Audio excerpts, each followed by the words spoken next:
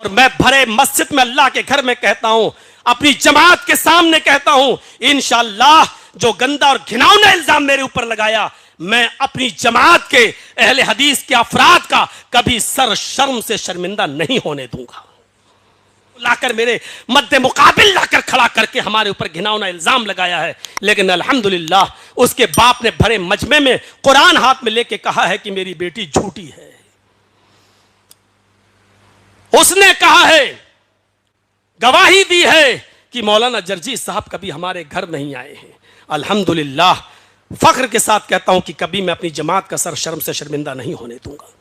मेरे प्यारे साथी, इल्जामात है ये तो किसी के ऊपर भी लगा दो, किसी के भी ऊपर लगा दो। हमें जो जजमेंट दिया गया, जो फैसला सुनाया गया, वो सिर्फ न तो होटल देखा गया, न घर देखा गया, न मकान देखा गया, न मेडिकल देखा गया, न प्रूफ देखा गया, न डीएनए टेस्ट देखा गया।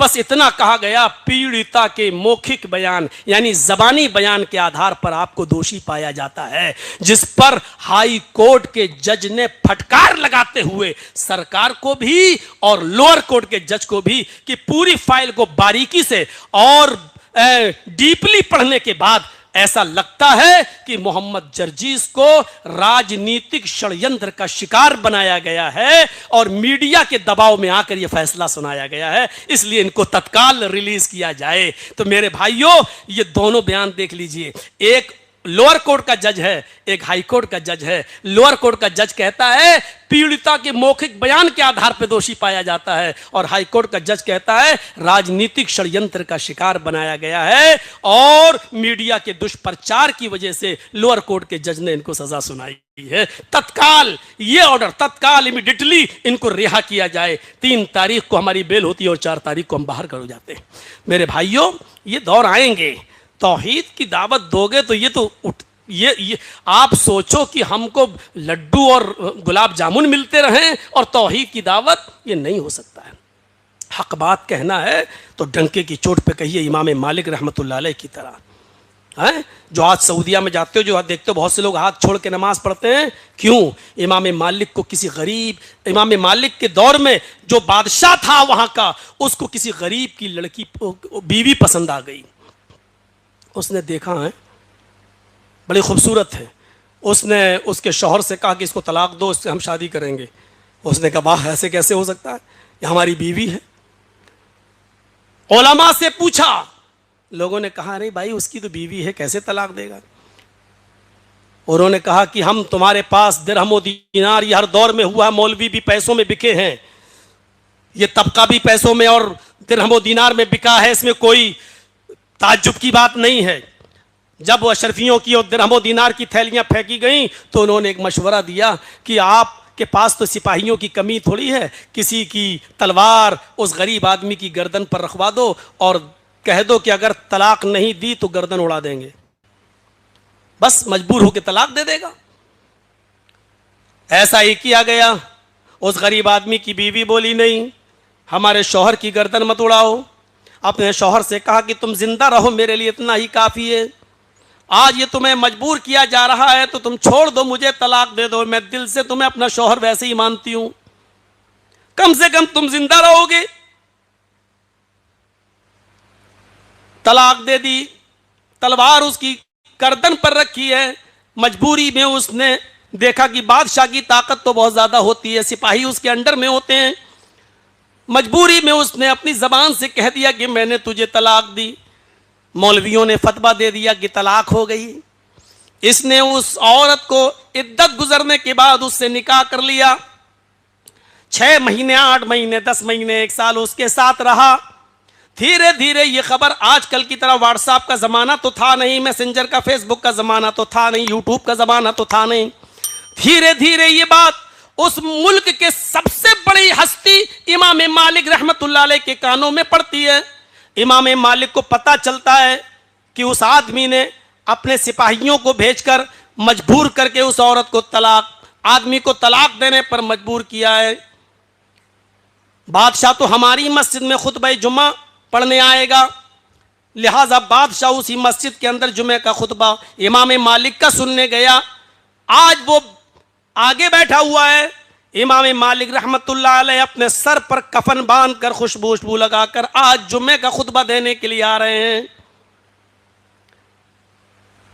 सिरसी वालों, ऐसा माहौल कभी आपके इलाके में हो जाए तो मौलाना जर्जीस के आने के बाद ही आप कह दोगे कि आप ऐसा मत बोलना, वैसा मत बोलना, हमारे यहाँ के हालात ऐसे, हमारे यहाँ के हालात ऐसे।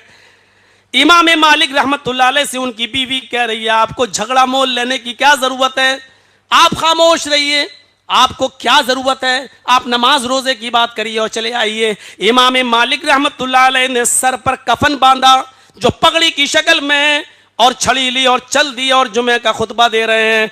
जुमे के खुतबे में फरमाते हैं कि मैंने ऐसा ऐसा सुना है, अल्लाह करे कि ये बात झूठ हो, अगर ये बात सच है और बादशाह ने अगर किसी औरत के शौहर को उसकी गर्दन पर तलवार रखकर उसको अपनी बीवी को तलाक देने पर मजबूर किया है तो ये तलाक नहीं मानी जाएगी। अल्लाह के नबी का इरशाद है, इन्न तलाक अल मुकरिहा लैसा बिशै, जबरदस्ती दिलवाई हुई तलाक तलाक नहीं होती।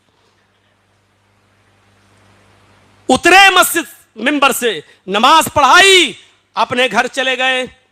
उस बादशाह के साथ 500 सिपाहियों की तलवारें मियान से बाहर, फौरन घर से अरेस्ट करवा लिया गया और उनके सामने पहले तो दिरहमो दीनार फेंके गए, मसला बदल दो। इमाम मालिक ने फरमाया अभी जमीन के ऊपर और आसमान के नीचे किसी माँ ने वो बेटा पैदा नहीं किया जो मेरे जमीर को खरीद सके, जो मेरी अंतरात्मा का सौदा कर सके। अभी कम से कम इस माँ के, अपनी माँ के इस बेटे को खरीदने के लिए दुनिया के कोई सोने और चांदी के अंबार अभी पैदा ही नहीं हुए और कोई ऐसा पैदा ही नहीं हुआ जो मुझे खरीद सके। सजा का ऐलान कर दिया गया, कोड़े उनके ऊपर बरसाए गए, इतने कोड़े मारे गए कि उनके दोनों हाथ शल पड़ गए। नमाज पढ़ने का टाइम होता था, बस वो कहते थे अल्लाहु अकबर, हाथ उठता ही नहीं था, रफुल दैन नहीं कर पा रहे हैं, हाथ नहीं बांध पा रहे हैं, अल्लाहु अकबर। इसी को कहते हैं अंधी अकीदत और अंधी तकलीद। वो मजबूरी में हाथ नहीं बांध पा रहे हैं। आज उनके फॉलोअर्स, आज उनके मानने वाले कहते हैं मेरे इमाम ने हाथ नहीं बांधे तो हम भी नहीं बांधेंगे। आज वो हाथ छोड़कर नमाज पढ़ रहे हैं। मेरे भाइयों, इसी को कहते हैं कि अंधी अकीदत। उन्होंने मजबूरी में नहीं बांधे, हाथ चल पड़ गए। जब हाथ ही नहीं उड़ रहे हैं तो क्या करेंगे? मेरे प्यारे साथियों, इसके बाद भी चैन नहीं मिला, सुकून नहीं मिला। उनके हाथों में हथकड़ियां डाल दी गई और पैरों में बेड़ियां डाल दी गई और उनको ऊंट के ऊपर उल्टा पेट के बल लिटा दिया गया। ऐसे पैरों में बेड़ियां और हाथों में हथकड़ियां और उनको ऊंट के ऊपर ऐसे ही बिठा दिया गया और मदीने के बाजार में घुमाया जा रहा है, मदीने की गली गली में घुमाया जा रहा है, इसलिए कि लोग देख लें बादशाह का जो कहना नहीं मानता उसको बादशाह कितनी बड़ी सजा देता है। अगर किसी ने बादशाह के खिलाफ आवाज उठाई तो उसका यही अंजाम, बल्कि इससे भी बुरा अंजाम होगा। इमाम मालिक का तारुफ कराया जा रहा है। उसका वजीर इमाम मालिक को इस हाल में ऊंट के ऊपर डालकर लगाम को अपने हाथ में पकड़कर मदीने के बाजार में घुमा रहा है और कहता जा रहा है, देख लो आए मदीने वालों, देख लो इमाम मालिक को बादशाह का कहना ना माना, बादशाह की मुखालिफत की तो आज बादशाह ने उसको ये सजा दी है। इमाम मालिक मुस्कुराते हुए कहते हैं, आए मदीने वालों, ये झूठ बोल रहा है वजीर, ये झूठ बोल रहा है वजीर। बादशाह की मुखालिफत की सजा मुझे नहीं मिली है, बादशाह के विरोध की सजा मुझे नहीं मिली है।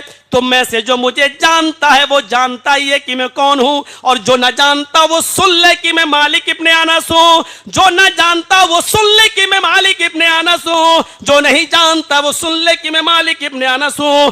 मुझे ये सजा बादशाह की मुखालिफत की नहीं मिली है, बल्कि हदीस रसूल सुनाने की मिली है। मैंने मोहम्मद रसूलुल्लाह की हदीस सुनाई है, इसलिए सजा मिली है। मेरे हाथ टूट गए, पैरों में बेड़ियां हैं, झुकने की ताकत नहीं है, फिर भी इस ऊंट के ऊपर उल्टे मुंह लेटे हुए हैं। और आज भी यही ऐलान कर रहा हूं, इन तलाकल मुकरिहा लैसा बिशई, जबरदस्ती दिलवाई हुई तलाक तलाक नहीं होती। बादशाह हरामकारी कर रहा है, जिना कर रहा है, हरामकारी कर रहा है, जिना कर रहा है।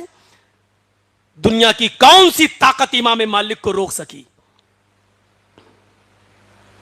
कोई ताकत इमाम मालिक को नहीं रोक पाई।